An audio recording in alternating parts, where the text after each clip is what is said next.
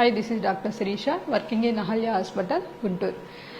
ఈరోజు టాపిక్ ఏంటి అంటే మనకి హస్బెండ్కి వైఫ్కి మధ్య ఉండే బాండింగ్ వల్ల ఫర్టిలిటీ ఎలా ఎఫెక్ట్ అయ్యిద్ది.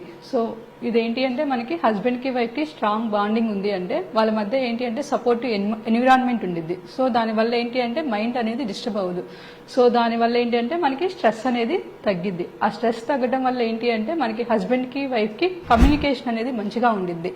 సో ఆ కమ్యూనికేషన్ ఇంప్రూవ్ అవడం వల్ల ఏంటి అంటే డెసిషన్ మేకింగ్, సో ఇద్దరు ఏంటి అంటే ఆలోచించుకొని డెసిషన్ షేర్డ్గా తీసుకుంటాడు.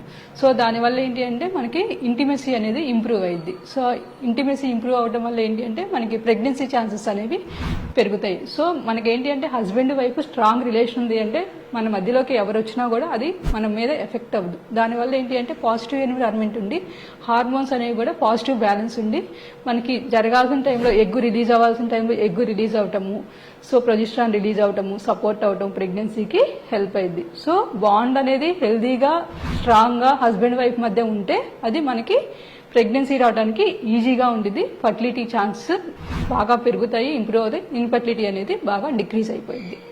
Thank you.